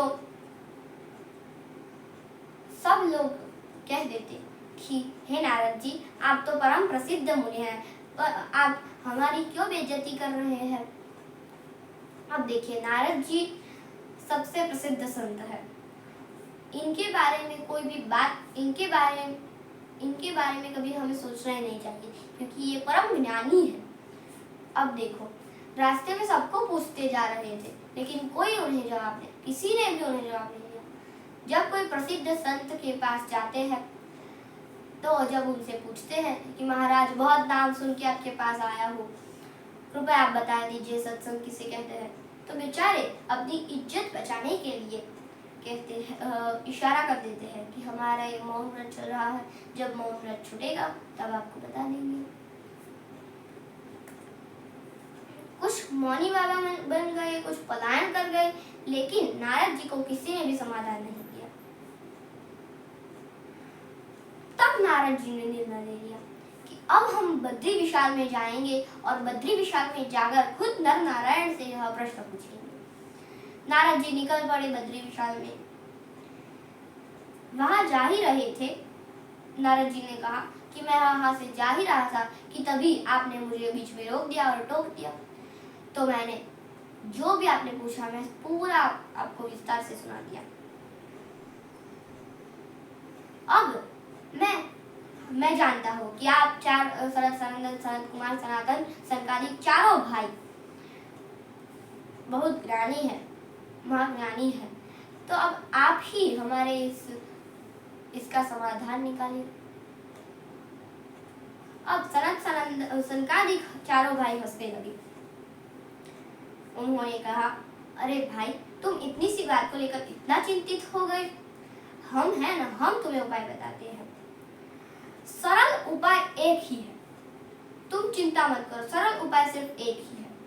श्रीमद् भागवतम श्राव्यम शोकः दुःखः विनाशनम्। श्रीमद् भागवत ही एक ऐसा पुराण है कि जिससे ज्ञान, वैराग्य और भक्ति तीनों इसके श्रवण के बाद खिलखिलाते हुए महक उठेंगे। फिर से नारद जी का मुंह लटक गया। सनकादिकों ने पूछा, अरे भाई, फिर से तुम्हारा मुंह क्यों लटक गया? अब क्या हुआ? अभी तो समाधान बताया। नारद जी ने कहा, हमें आपकी बात पर विश्वास नहीं हो रहा है। मैंने वेद, वेदांत, गीता, श्रीमद् भगवत गीता सब कुछ सुना दिया, और मैं जानता हूँ श्रीमद् भागवत में भी इसी वेद वेदांत का ही समावेश है। फिर ये सब सुनाने के बाद भी श्रीमद् भागवत सुनाने से क्या होगा? अब सनकादिक कई दृष्टांत देकर कहते हैं कि कि देखो, वेद है वृक्ष, लेकिन श्रीमद् भागवत उसका मीठा फल है। अब कोई मनुष्य उस फल श्रीमद् भागवत रूपी फल को खाकर कहेगा कि यह तो इतना मीठा है, तो पेड़ कितना मीठा होगा, और पेड़ को ही चबाने लग जाए तो क्या वह मिठास मिलेगी? कभी नहीं। ऐसे ही हम मानते हैं कि वेदों के सूत्रों की व्याख्या श्रीमद् भागवत में है, लेकिन वेद वृक्ष है तो भागवत उसी का पका हुआ मीठा फल है। अब दूसरा दृष्टांत देते हैं कि दूध से ही घी निकलता है। जो काम घी कर सकता है वो काम दूध कर सकता है? कभी नहीं। गन्ने के रस में से ही शक्कर निकलती है, लेकिन जो काम शक्कर कर सकती है वो काम गन्ने का रस नहीं कर सकता। इसीलिए वेद है दूध तो श्रीमद् भागवत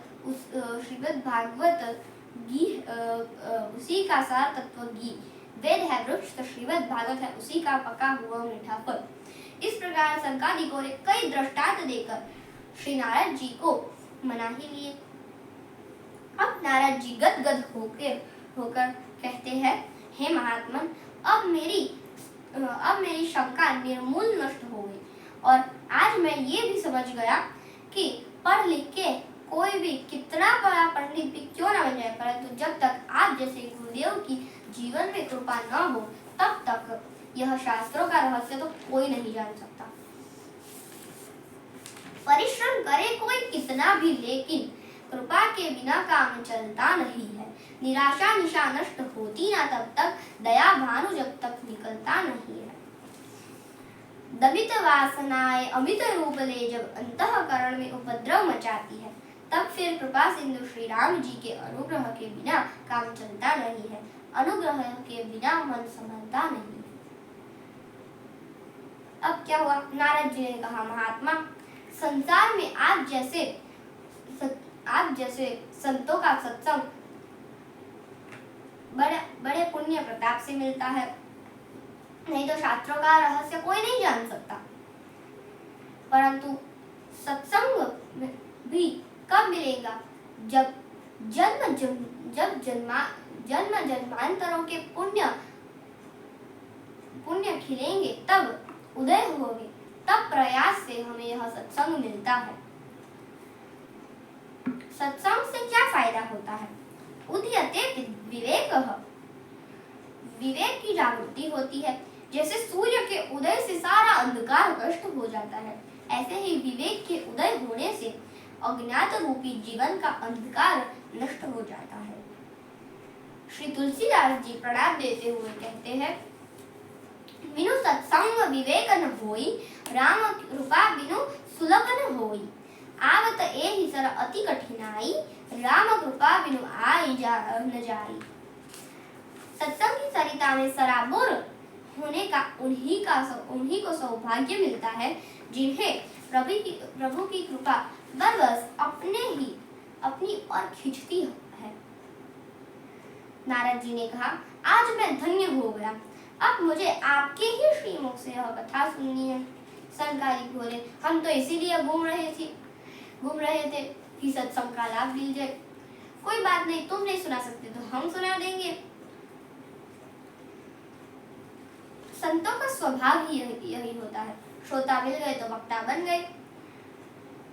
भगवान की चर्चा होनी चाहिए, चाहे सुने, चाहे गाए, चाहे सुनाए। भगवान के चरित्रों में मन डूबना चाहिए। कथा का सबसे बड़ा लाभ यही है, परंतु मन भगवान में लाख प्रयास करो लगता ही नहीं है। माला लेकर बैठे तो है, माला टपक जाती है, झटके भी आ जाते हैं, और ये कुछ नहीं हुआ तो मंत्र तो चल रहे हैं, और मंत्र भी चल रहा है, माला भी डोल रही है, मनीराम कहाँ भटक रहे हैं।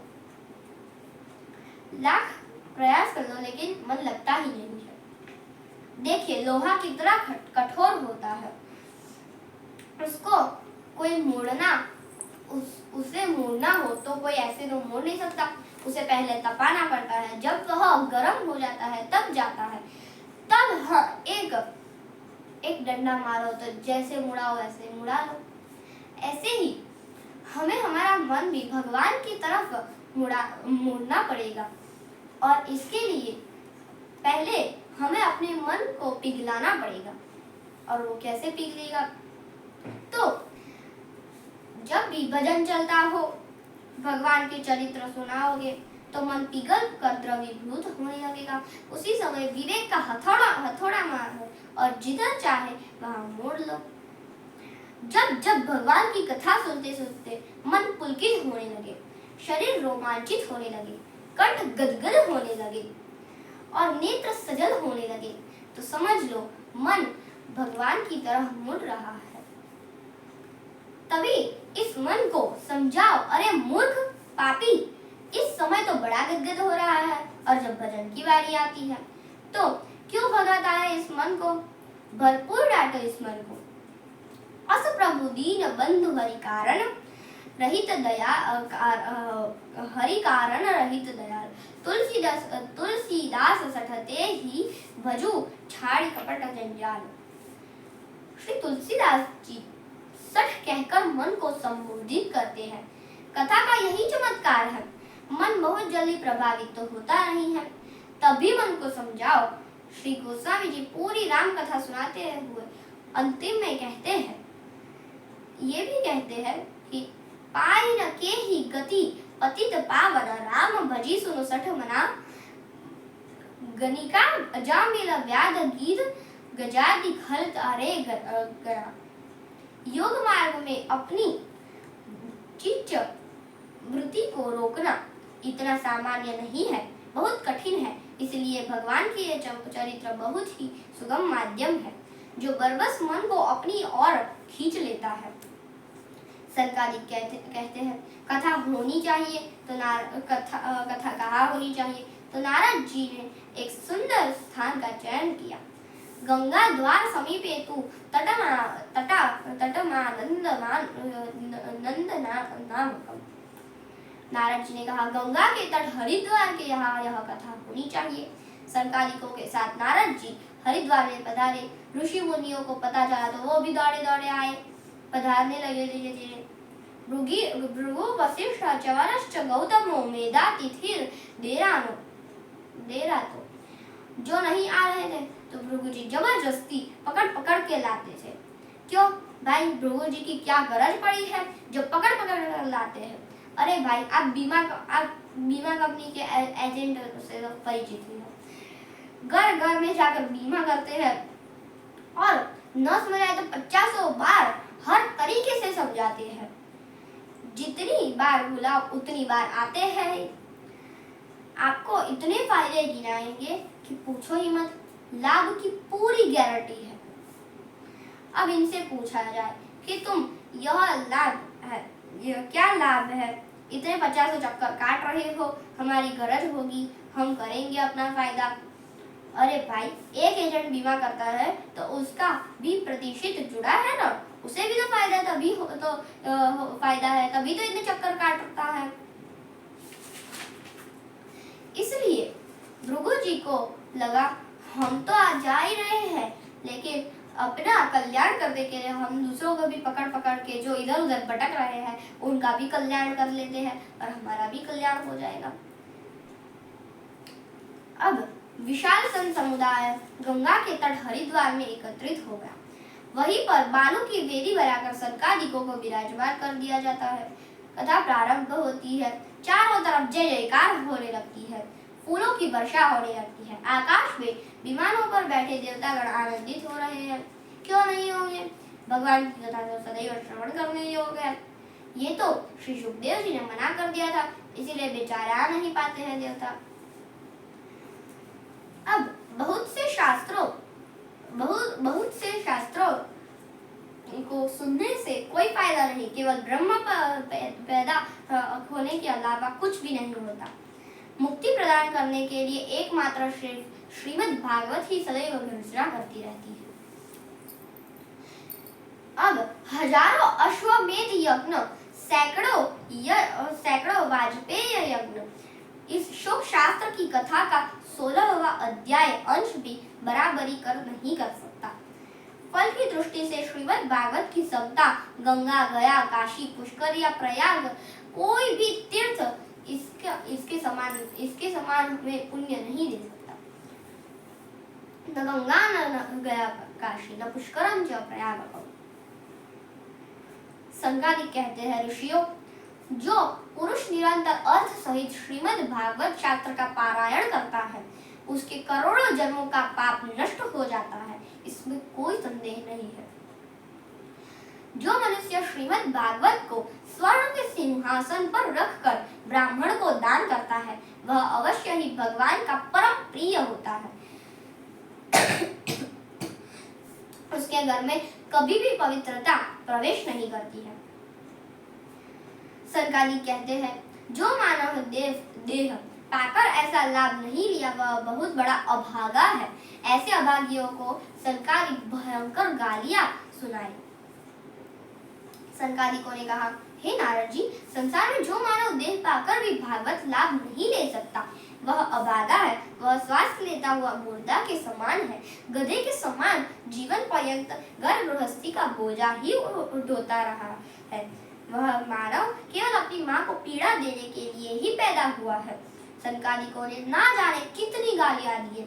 नारद जी ने कहा, आप इतनी गालियां क्यों दे रहे हो महाराज? संगादिक बोले, हम गालियां नहीं दे रहे हैं, ये गालियां तो सारे देव समाज दे रहे हैं, क्योंकि जब से शुकदेव जी ने ना बोल दिया था कथा सुनने की तब से वे लोग जो मनुष्य जा नहीं रहे थे उनको ये गाली दे रहे हैं, क्योंकि वो खुद तो जा नहीं सकते इसीलिए वो दूसरे मनुष्य को गाली देते हैं।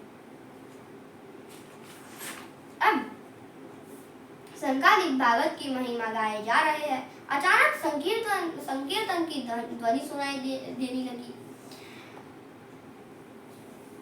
सभी श्रोता चौकन्ने हो गए, देखने लगे कि क्या दिखाई पड़ा।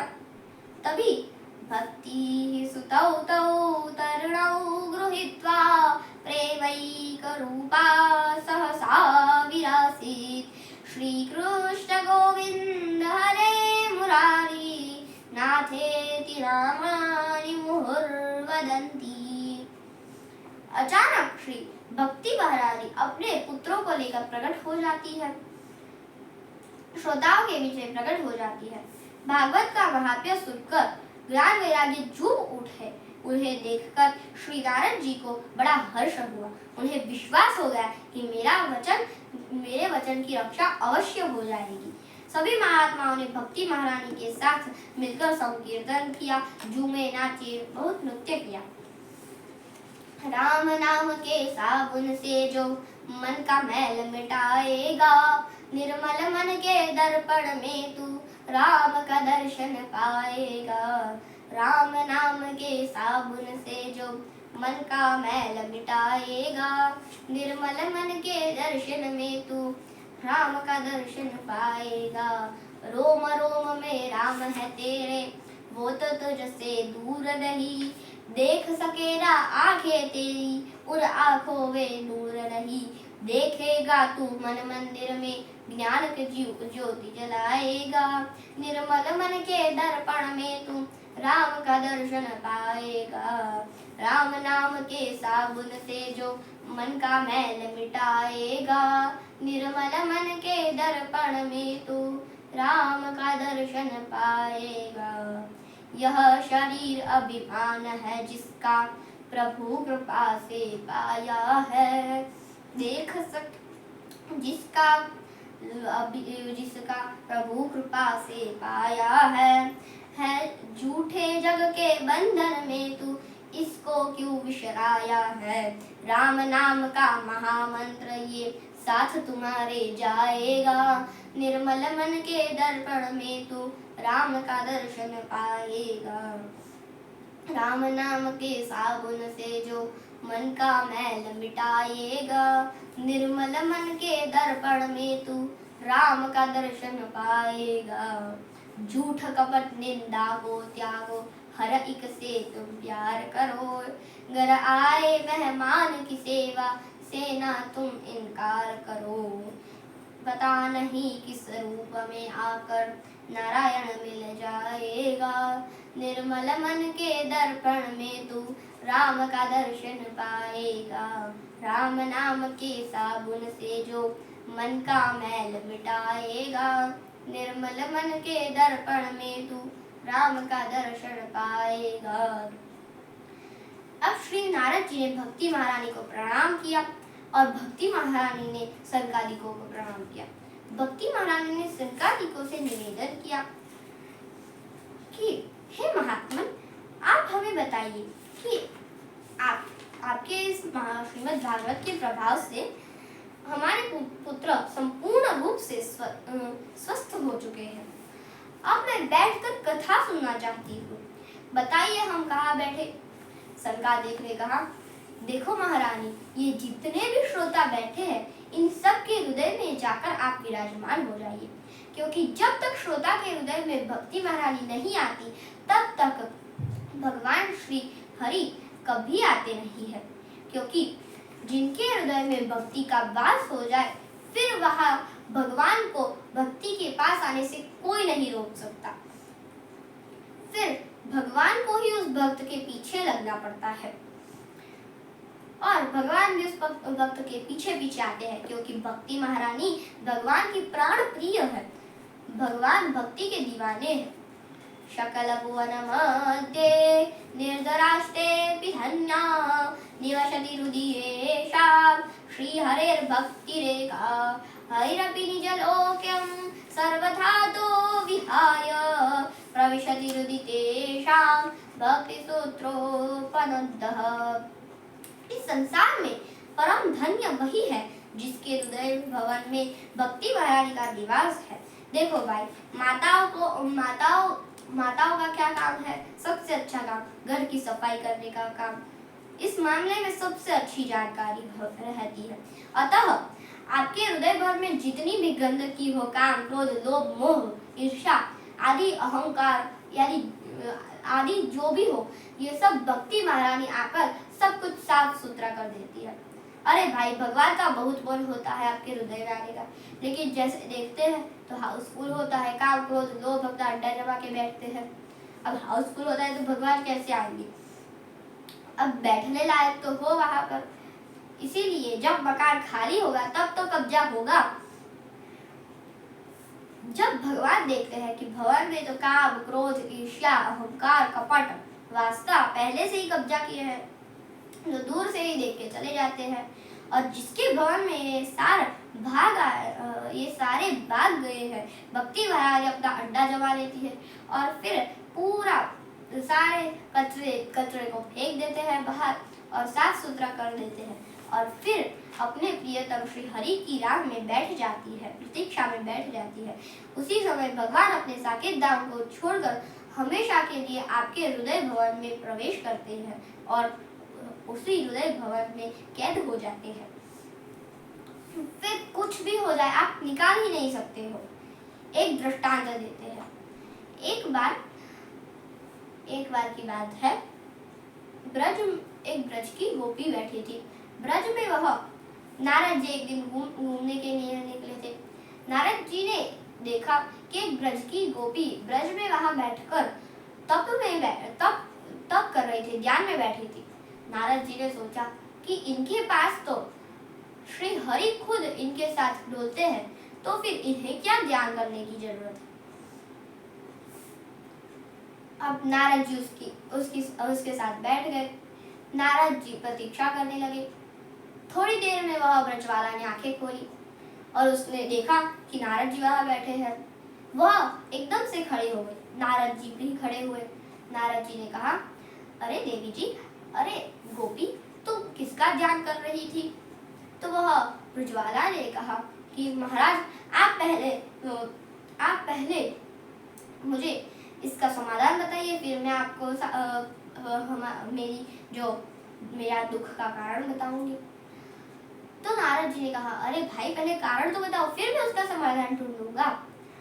तो गोपी ने कहा, महाराज, आपको पता है कि वह जो टेढ़ी टांग वाला कृष्ण है ना, वही मेरे दुख का कारण है।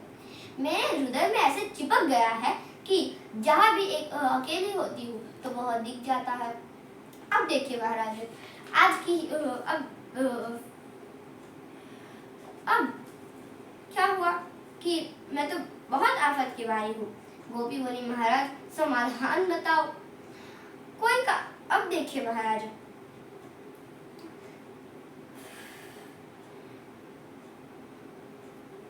अब इसके चक्कर में इस टेढ़ी टांग वाले के चक्कर में मैं कोई काम नहीं कर पाती हूँ।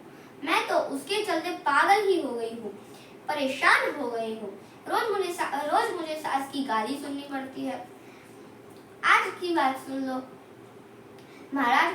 सवेरे में सास ने कहा, बहू गाय दूह ले। मैं दूहनी उठाई और चल दी। गाय दूह रही थी कि तभी वह टेढ़ी टांग वाला आ गया। उसने कहा,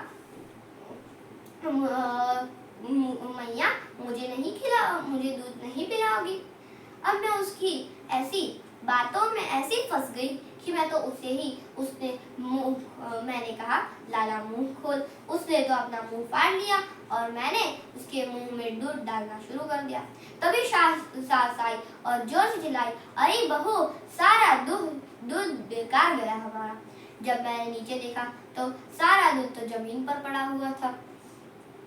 अब देखिए दूसरी बात।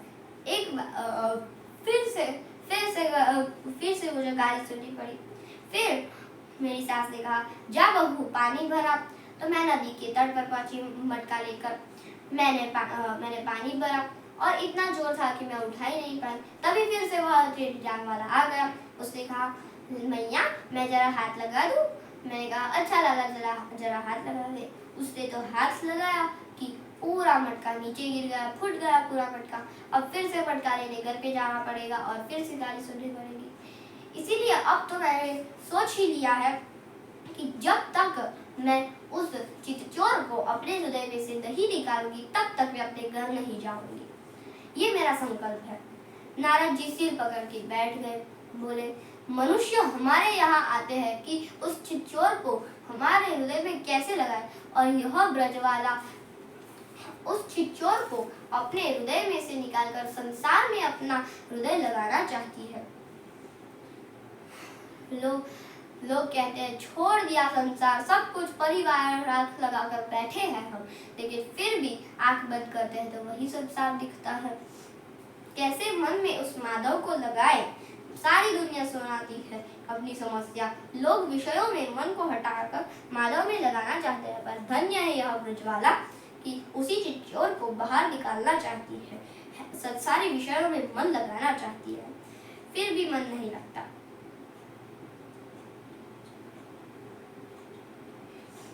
तात्पर्य यह है कि वो सावरा सलोरा जल्दी आता रही है, और जब आता है तो कभी जाता रही है। लाख कोशिश कर लो फिर भी वह जाने वाला नहीं है। इसलिए सरकारी कहते हैं, भक्ति महारानी आप इन भक्तों के हृदय में विराजमान हो जाइए, भवन में विराजमान हो जाओ। प्रभु के योग्य इनका हृदय बने, माधव इसमें आकर विराजमान हो। इस प्रकार संकादिक भक्ति ज्ञान वैराग्य को श्रीमद् भागवत के ज्ञान में गोता लगवाकर नव यौवन संपन्न किया। श्री नारद जी संकादिकों से कहते हैं, हे महात्मन, आज हमें श्रीमद् भागवत प्रभाव को मैंने प्रत्यक्ष देखा है कि इसके श्रवण से ज्ञान वैराग्य नव यौवन संपन्न हो चुके हैं। अब मैं आपसे एक और निवेदन करना चाहता हूँ कि संसार में बड़े बड़े पापी होते हैं, विद्यमान है। क्या उन पापियों का भी पाप नष्ट होता है? यदि हो सकता है तो कौन कौन पापियों का उद्धार हुआ है? संकादिक मुस्कुराते हुए कहते हैं कि नारद जी, कौन कौन सा पाप करता है, यह प्रश्न ही खत्म करो। मैं कहता हूँ कि ये मानवा पाप कृतस्तु सर्वदा सदा दुराचाररता विमार्गगाः क्रोधाग्निदग्ध्या कुटिलाश्च कामिनः सप्ताहयज्ञेन कलौ पुनन्ति ते। कौन कौन सा पाप करता है ये प्रश्न तो छोड़ो, जिसने पूरे जीवन में पाप ही पाप किया हो, ऐसे मनुष्य का भी एक ही बार इसका श्रवण करने से सारे पापों का नाश हो जाता है। नारद जी, मैं पूरे विश्वास के साथ कहता हूँ कि कलयुग में बड़े बड़े पापी यह भागवत सुधा में सराबोर होकर स्वच्छ निर्मल हो जाते हैं। नारद जी ने कहा, कोई आज तक हुआ है क्या? नारद जी ने कहा, यदि हुआ हो तो उसकी कथा हमें सुनाइए। अब संकादिक एक पापी यानी धुंधुकारी की कथा सुनाते हैं। तुंगभद्रा तटे पूर्वमभूत्पत्कलमुत्तमम् आत्मदेव पुरे तस्मिन् सर्ववेद विशारदः। यानी कि तुंगभद्रा नदी के तट पर एक एक ब्राह्मण रहा करते थे। उनका नाम था आत्मदेव शर्मा। वे बड़े सीधे साधे थे, सच्चे थे, लेकिन उनकी पत्नी बड़ी खतरनाक। उसका नाम था श्रीमती धुंधुली देवी। यह धुंधुली देवी की जब तक पड़ोसन से लड़ाई ना हो जाए तब तक इसका भोजन हजम नहीं होता था। लोकवार्ता क्रूरा प्रायशो बहुजल्पिका शूरा च गृहकृत्येषु कृपणा कलह प्रिया। पंडित जी बेचारे बड़े जैसे तैसे गुजारा कर रहे हैं, लेकिन दुर्भाग्यवश उनके कोई संतान थे ही नहीं। एक दिन गृहं त्यक्त्वा वनं गतः। घर त्याग कर वन में चले गए। एक वृक्ष के नीचे बैठकर रोने लगे, आंसू बहाने लगे। अचानक एक महात्मा जी निकल पड़े और महात्मा जी ने एक ब्राह्मण को रोते हुए देखा तो द्रवीभूत हो गए। उन्हें लगा कि एकांत में यह ब्राह्मण मेरे प्रभु के लिए विलाप कर रहा है, जीवन यूं ही चला जाएगा, इसे मार्गदर्शन देना चाहिए हमें। ऐसा विचार करके महात्मा तो आए और कहा, ब्राह्मण से पूछा, अरे ब्राह्मण क्यों रो रहे हो? कथम रोदिषि विप्रत्वम्। ब्राह्मण ने अपनी सारी समस्या बताई कि अरे महाराज जी, क्या कहूँ, पूर्व जन्म के पाप के कारण हमारे कितने वर्ष हो गए, शादी के कई वर्ष हो गए, विवाह के, परंतु अभी तक कोई भी संतान नहीं हुआ है। अब महात्मा जी सिर पकड़ के बैठ गए। सोचा कि मैं तो सोच रहा था यह मेरे प्रभु के लिए विलाप कर रहा है, लेकिन यह तो बेटा बेटी के लिए तड़प रहा है। अरे राम राम। महात्मा जी समझाने लगे, पंडित जी सुनो, पंडित जी, बेटा बेटियों में कोई सुख नहीं है, तुम्हारा यह बहुत बड़ा अज्ञान है। देखो, हमारे पास जो भी चीज नहीं होती है, बंगला नहीं है, गाड़ी नहीं है, पत्नी नहीं है, बेटा बेटी नहीं है, तो जो चीज नहीं होती उसी के अंदर उसी में हमें सुख दिखता है। महात्मा जी ने कई समझाया, लेकिन ब्राह्मण जी नहीं समझे। ब्राह्मण जी कहने लगे कि महात्मन, आप हमें अभी पुत्र दीजिए, नहीं तो फिर मैं अभी यहाँ पे मर जाऊंगा। महात्मा जी ने ब्राह्मण की हस्तरेखाएं देखी। महात्मा जी ने कहा कि हे ब्राह्मण, तुम्हारा हाथ की यह रेखा स्पष्ट कह रही है कि सप्त जन्मावधि तव पुत्रौ नैव च। यानी कि 7 जन्मों तक तेरे कोई संतान नहीं होगी। इतना सुनते ही ब्राह्मण ने जोर से सिर पटका धरती पर। संत जी घबराते हुए बोले, अरे भाई, ऐसे सिर मत पटको, नहीं तो मर जाओगे। ब्राह्मण ने कहा, मरने ही तो आया था, लेकिन आपको देखा कि आप मेरा कष्ट दूर करोगे, सो आपने मेरा कष्ट 7 गुना कर दिया। मैं तो इस जन्म के लिए ही रो रहा था, आपने तो 7 जन्म की सुना दी है। अब मैं कुछ नहीं जानता, आप मुझे पुत्र दीजिए, नहीं तो फिर मैं दूसरी बार ऐसा पटकूंगा कि मैं तो मर ही जाऊंगा और आपको भी ब्रह्म हत्या मोल लग जाएगी। अब संत जी की धड़कन तेज हो गई। बोले, अब ये ब्रह्म हत्या मोल कहाँ से ले लिया हमने। फिर भी समझाते हुए कहते हैं, और ब्राह्मण, अरे ब्राह्मण, तेरी किस्मत में है ही नहीं, दिखा ही नहीं है, मैं तुझे संतान कैसे दूंगा।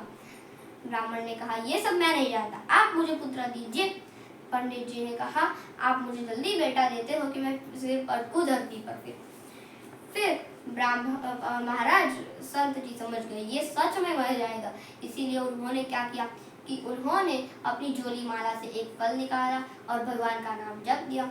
उन्होंने कहा, देखो पंडित जी, मैं आपको ये फल देता हूँ, लेकिन यदि भगवान की कृपा होगी तो आपको संतान होगा, नहीं तो फिर कुछ नहीं होगा। अब पंडित जी तो पंडित जी तो खिल गए, फल लेके घर गए और कहा, अरे ओ सुनती हो? अब धुंधली दौड़ी दौड़ी बाहर आई। धुंधली ने कहा, क्या हुआ? तो पंडित जी ने कहा, ये देखो कितना सुंदर फल लाया हूँ। धुंधली बोली, गला तो ऐसे पार रहे हो जैसे 9 लखा हार ही लाए हो। अब पंडित जी धुंधली को फल पकड़ा लिए और कहते हैं, देखो मैं एक बहुत बड़े संत से यह फल लेके आया हूँ, इसे तुम खाओगे तो तुम्हें बेटा होगा। अब धुंधली ने ऐसा बोल दिया कि आप जाइए, मैं अभी यह फल इधर रखती हूँ, मैं स्नान दान करके पूजा पाठ करके फिर इसे खा लूंगी। अब पंडित जी तो पड़ोसियों से बात करने चले गए, लेकिन धुंधली फल लेकर बैठ गई। सोचने लगी कि ये पंडित जी सीधे साधे हैं, मैं ऐसी नहीं हूँ कि ये ऐसे फल खाने से बेटा बेटी थोड़ी होता है। मैं ये सब नहीं मानती, ये सब बकवास है, ये सब मैं नहीं मानती। समझ नहीं आता क्या करूँ। अब तभी उसकी पड़ोसन आई और पड़ोसन ने कहा कि क्या हुआ धुंधली बहन, क्या कर रही है तू? अब धुंधली ने कहा कि धुंधली ने सारी बात उसे सुना दी। पड़ोसन ने कहा, अच्छा ऐसी बात है तो तुझे ये खा ही लेना चाहिए, कोई संत का आशीर्वाद है तो अच्छा ही होगा। तो धुंधली ने कहा, लेकिन देख, कहीं बेटा बेटी कहीं उल्टा हो गया, कुछ हो गया तो मुझे तो अपने मृत्यु से ही हाथ धोने पड़ेंगे। और देख, कहीं संतान नहीं भी हुआ तो पड़ोसन ने कहा कि देख, संतान नहीं भी हुआ तो क्या हुआ, इसे फल समझ के खा ले, जहर थोड़ी है कोई।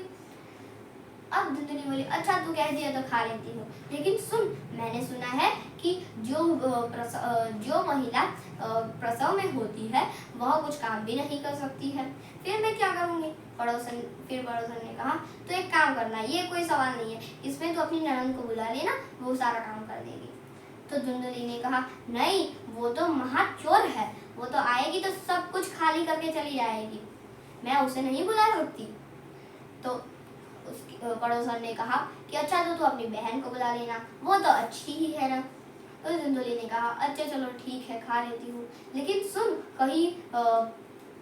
कहीं दौड़ना पड़ेगा तो मैंने सुना है कि जो महिला प्रसव में होती है वो दौड़ भी नहीं सकती है। तो पड़ोसन ने कहा, देख, तुझे कोई दौड़ प्रतियोगिता में नहीं जाना है, तुझे घर में ही रहना है। तो पड़ोसन ने कहा, धुंधली ने कहा कि देख, ऐसी बात नहीं, देख, समय का तो कोई समय तो कैसे भी आ सकता है कि कभी घर में आग लग गई तो क्या करने का, दौड़ना ही पड़ेगा ना हमें। अब पड़ोसन कहने लगी, इतना ऐसे मत बोल, संत का आशीर्वाद है, कुछ नहीं होगा, तू खा ले। फिर धुंधली ने कहा, अच्छा चल ठीक है, तू कहती है तो खा लेती हूँ, लेकिन मैंने सुना है कि सुखदेव जी है वो अपनी माता के गर्भ में 12 वर्ष तक रहे थे। अब पड़ोसन ने कहा, हाँ ये तो मैंने भी सुना है। तो धुंधली ने कहा, नहीं तो फिर मैं तो ये फल कभी नहीं खाऊंगी। और फिर धुंधली ने इतने सारे कुतर्क किए कि वह पड़ोसन परेशान होकर चली गई। फिर धुंधली बैठी रही और फिर थोड़ी देर के बाद धुंधली की छोटी बहन आई, वो सबसे बड़ी चोर थी। उसको तो था ही कि कोई उससे तो फायदा उठा लिया, जैसे ही धुंधली ने सारी बात कही तो उससे फायदा उठा लिया। उसने कहा, देख, तेरे घर में भी एक गैया है और उस गैया का भी कभी बछड़ा नहीं हुआ, तो तू इस फल उस बछड़े को खिला दे, उस ब्राह्मण की परीक्षा हो जाएगी, फिर मैं भी अभी प्रसव में हूँ, तो मैं जैसे ही मेरा पुत्र होगा तो मैं तुझे दे दूंगी और तू अपना सारा धन मुझे दे देना। अब तो वह धुंधली इतनी खुश हुई, उसने कहा, वाह, तूने तो एक चुटकी में मेरे सारे दुख का कारण सारे दुख के कारण का समाधान निकाल दिया। अब धुंधुली ने चुपचाप वहां पर अपनी गैया को खिला दिया। उसके बाद जब पंडित जी आए तो उसने झूठ बोल दिया कि मैंने तो फल खा लिया, क्योंकि धुंधुली ने कोई झूठ बोलने की कॉलेज में उसने पढ़ा होगा, क्योंकि झूठ बोलने में तो एक्सपर्ट थी वो। तो उसने बोल दिया झूठ कि मैंने तो खा लिया। अब पंडित जी तो खुशी के मारे पागल हो गए। कालांतर में धुंधुली की बहन का एक पुत्र हुआ और धुंधुली ने अपनी बहन के पुत्र को अपना पुत्र मान लिया और सारा धन उसे दे दिया। और धुंधुली ने सबको बता दिया कि ये मेरा ही पुत्र है। अब बहुत बड़ा प्रसंग रखा।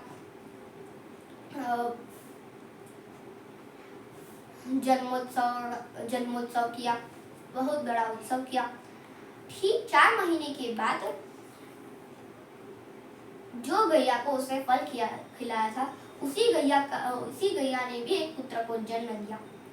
बस सिर्फ उस पुत्र के कान गाय जैसे थे, बाकी सब उसका शरीर मनुष्य जैसा था। अब पंडित जी के यहाँ तो 2-2 पुत्र हो गए। सारा गांव देखने चले आया कि वह मनुष्य जो गाय जैसे कान है वो कैसा दिखता होगा। दोनों अब थोड़े दिन बाद दोनों का नामकरण उत्सव रखा। उसमें सबसे पहले ब्राह्मणों ने जो गाय के कान वाले जैसा था उसका नाम गोकर्ण रखा। और उसका नाम गोकर्ण इसीलिए नहीं रखा कि उसके कान गाय जैसे हैं। वह नाम इसलिए रखा कि जिसके कर्ण में वेदांत शास्त्रों का सारा ज्ञान छुपा हुआ हो, उसका नाम गोकर्ण है। और जैसे ही धुंधुली की बहन के पुत्र का नाम रखने चले तो धुंधुली बीच में खड़ी हो गई। उसने कहा, देखो जी, मैं 9 महीने तक दुख मैं सहन करूँ और नाम आप रखो। नहीं, ये नाम तो मैं ही रखूंगी। अब ऐसी पत्नी हो तो फिर पंडित जी तो कुछ बोल ही नहीं सके। अब पंडित जी ने कहा, अच्छा चलो ठीक है, तुम ही नाम रख लो। अब धुंधुली ने कहा कि देखो, मेरा नाम धुंधुली तो मेरे पुत्र का नाम धुंधुकारी होगा। तो पंडित जी ने कहा, लेकिन इसका अर्थ क्या होता है, इस नाम का अर्थ? धुंधुली ने कहा, अर्थ कुछ देखने का नहीं, मेरे नाम में 2 बार ध आ गया और मेरे पुत्र के नाम में भी 2 बार ध आ गया, दैट्स इट। अब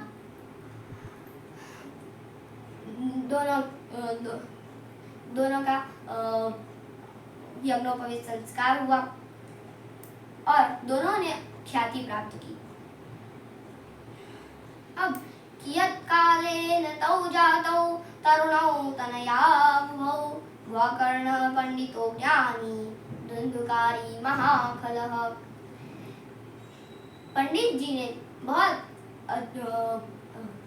गोकर्ण जी ने बहुत अच्छी ख्याति प्राप्त की और धुंधुकारी ने बहुत पापी की तरह ख्याति प्राप्त की। अब देखो, जहां से भी गोकर्ण जी निकल जाए जिस गली से, तो लोग दरवाजे खोलकर गोकर्ण जी के पैर छूने आते, और जहां से भी धुंधुकारी निकल जाए तो लोग अपने खिड़की दरवाजे बंद करके बैठ अंदर चले जाते थे। ऐसा महाखल जन्म हुआ। अब धुंधुकारी अपने घर में से सारा धन लेकर अपने आप के साथ में लगाने लगा और इतना दुष्ट हो गया, चोरी डकैती आदि करने लगा। इससे उसके माता पिता बहुत दुखी हुए। अब थोड़े दिन के बाद ये सब देखकर पंडित जी फिर से घर छोड़कर वन में चले गए। जा ही रहे थे कि तभी गोकर्ण जी ने देख लिया। अब अभी पहले पंडित जी क्यों जा रहे थे कि पुत्र नहीं है, और अब जा रहे हैं कि पुत्र क्यों है। अब देखिए, इसीलिए कहते हैं कि पुत्र या जो भी चीज हमारे पास नहीं होती है उसे प्राप्त करने में कोई सुख नहीं होता है। अब गोकर्ण जी ने देखा तो गोकर्ण जी ने बहुत अच्छा उपदेश दिया कि हे पिताश्री, आप अभी ऐसे मृत्यु के लिए क्यों जा रहे हो? इससे अच्छा कि आप जाकर भगवान के नाम का जप कीजिए। अब गोकर्ण जी के कहने पर पंडित जी निकल पड़े और पंडित जी हरिद्वार में जाकर ब्राह्मणों की सेवा करने लगे, संतों की सेवा करने लगे। ऐसे उनका जीवन बीतता गया और फिर वह स्वर्ग लोक को प्राप्त हुए। अब धुंधुकारी ने माताश्री को पकड़ा, धुंधुली को पकड़ा। धुंधुली भी डर के मारे कुएं में जाकर मर पड़ी। अब ये सब पता चला तो गोकर्ण जी धुंधुकारी को कहकर तीर्थ में पिंडदान करने चले गए। अब गोकर्ण जी तो चले गए। अब धुंधुकारी 5 वैश्या को अपने घर में लेके आया और राजा के राज्य से कई सारा धन लूटकर वो उन 5 वैश्या को खुश करने लगा। जब 5 वैश्या को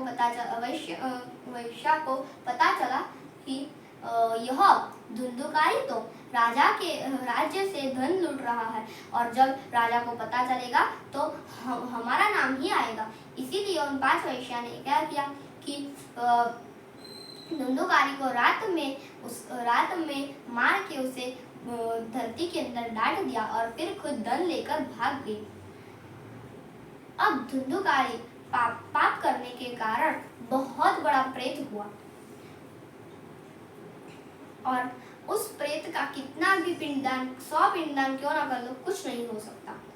फिर धुंधुकारी रात को गोकर्ण जी आए और अपने आंगन में सो रहे थे कि तभी उन्होंने एक भैंस का बच्चा देखा और फिर फिर हाथी देखा, फिर कुत्ता देखा। वह रूप बदलने लगता था। तो गोकर्ण जी ने पूछा, तुम कौन हो? और जैसे ही उन्होंने ऐसा पूछा तो धुंधुकारी रोने लगा और वह कुछ बोल नहीं सकता था। तो गोकर्ण जी ने मंत्र बोलकर पानी छीटा तो उस धुंधुकारी ने सारी बातें कही कि मैं आपका भाई हूँ और मैं इतने पाप करने के बाद भी मैं प्रेत योनि को प्राप्त हुआ हूँ। आप 100 भी पिंडदान क्यों न कर लो, मेरी मुक्ति नहीं होगी। तो गोकर्ण जी ने कहा, अच्छा चलो ठीक है, मैं कुछ समाधान ढूंढता हूँ, तुम अभी यहाँ से जाओ। गोकर्ण जी पूरी रात जागकर समाधान ढूंढते रहे लेकिन उन्हें कुछ भी नहीं मिला। सुबह उठकर संतों से पूछा लेकिन फिर भी कोई उपाय नहीं मिला। फिर संतों के कहने पर उन्होंने सूर्यदेव को प्रार्थना की तो सूर्यदेव ने प्रकट होकर कहा कि आप श्रीमद् भागवत का श्रवण कराइए धुंधुकारी को, इससे धुंधुकारी को मुक्ति जरूर मिलेगी। फिर क्या हुआ कि अब धुंधुकारी दूसरे दिन श्री गोकर्ण जी ने सप्ताह ज्ञान यज्ञ रखा। कई सारे लोग आए और फिर धुंधुकारी एक आत्मा के रूप में एक 7 गांठ की बांस में बैठे हुए और जैसे ही एक दिन का सप्ताह पूरा होता तो एक गांठ चटकती, दूसरे दिन दूसरी गांठ, ऐसे 7 दिन तक 7 गांठ चटकती और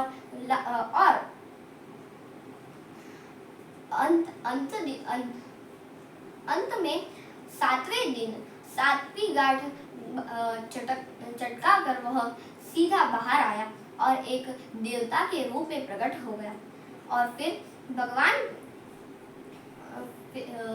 वह देवता के रूप में प्रकट हो गया। उसने अपने भाई गोकर्ण जी को भी प्रणाम किया और धन्यवाद दिया।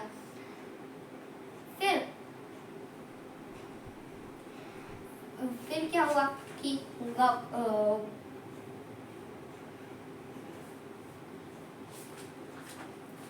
अब देखो भाई, सभी के बीच एक दिव्य विमान प्रकट हो गया जिसमें भगवान के पार्षद धुंधुकारी का हाथ पकड़कर उसे बैठा कर ले गए। गोकर्ण जी ने कहा, अरे भाई, तुम लोग एक ही विमान क्यों लाए? इतने सारे श्रोता को भी ले जाओ। तो पार्षदों ने कहा, देखो भाई, मुक्ति की अभिलाषा कथा तो सबने सुनी, लेकिन कोई अपना टाइम पास करने आया था, कोई आप कैसे बोलते हो वो सुनने आया था। तो जो जितना पाना चाहता था वो उतना पा लिया, लेकिन सिर्फ मुक्ति की अभिलाषा धुंधुकारी में ही थी, इसीलिए धुंधुकारी को ही मुक्ति मिली। तो गोकर्ण जी ने कहा, इस बार तो चूक गए, अगली बार मैं फिर से कथा करूंगा, दूसरी बार मत चूकना।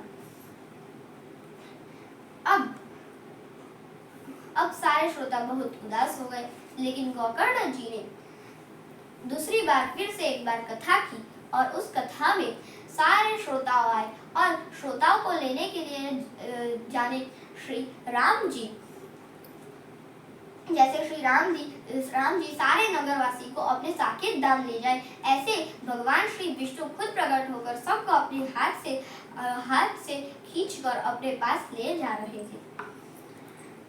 ये कथा सुनने के बाद सारा जय जयकार होने लगी। आश्चर्य की बात है कि ये स्वयं श्री विष्णु प्रकट होकर सभी श्री कृष्ण का सभी श्रोताओं का अभिवादन किए, गोकर्ण जी को हृदय से लगाए। श्री राम जी के साथ अवधवासी साकेत धाम गए थे, वैसे ही श्री गोकर्ण जी ने अपनी दिव्य कथा का रसास्वादन करा के सभी श्रोताओं को भगवान के दिव्य धाम की प्राप्ति करा दिए। श्री शंकरादिकों ने नारद जी से कहा, अब तुम बताओ, धुंधुकारी जैसा पापी मुक्त हो सकता है? मरने के बाद भागवत सुनकर तो सामान्य कोई मुक्ति प्राप्त कर ले तो कौन सी बड़ी बात। अब तो नारद जी झूम उठे, प्रसन्नता से भगवान का संकीर्तन करने लगे। उस कीर्तन को देखने के लिए पार्वती जी के सहित महादेव जी ब्रह्मा जी के सहित पधारे। कीर्तन में प्रहलाद तालधारी तरल गतितया उद्धवः कास्यधारी वीणा धारी सुरर्षि स्वर कुशल दया राग कर्तारजुनो भूत इंद्रो वायु मृदंगम जय जय सुकराः कीर्तनेते कुमारा यत्राय भागवक्ता सरसरचनया व्यासपुत्रो बभूव। कीर्तन में प्रहलाद जी करताल बजाने लगे, उद्धव जी जाज बजाने लगे, देवर्षि नारद वीणा की ध्वनि करने लगे, अर्जुन तान छेड़ने लगे, इंद्र मृदंग बजाने लगे, संकालिक बीच बीच में जय घोष करने लगे, सुखदेव जी भाव युक्त होकर झूम उठे। इस प्रकार से गंगा के पावन तट पर संत महात्माओं के सहित सारे देव वृंद झूम रहे हैं, आनंद की मस्ती में। झूठा है संसार रेन का सपना है, किसे करे तू प्यार कोई न अपना है। जीवन के सफर में राही जरा रखना कदम संभल के, तू बहक न जाना पगले मंजिल के पास निकल के। झूठा है संसार रेन का सपना है, किसे करे तू प्यार कोई न अपना है। इस तरह श्रीमद् भागवत का यह प्रथम दिवस समाप्त होता है। तो आइए अब हम कल दूसरे दिन की सप्ताह ज्ञान यज्ञ श्रीमद् भागवत का दूसरे दिन की कथा सुनेंगे। जय श्री कृष्ण, राधे राधे।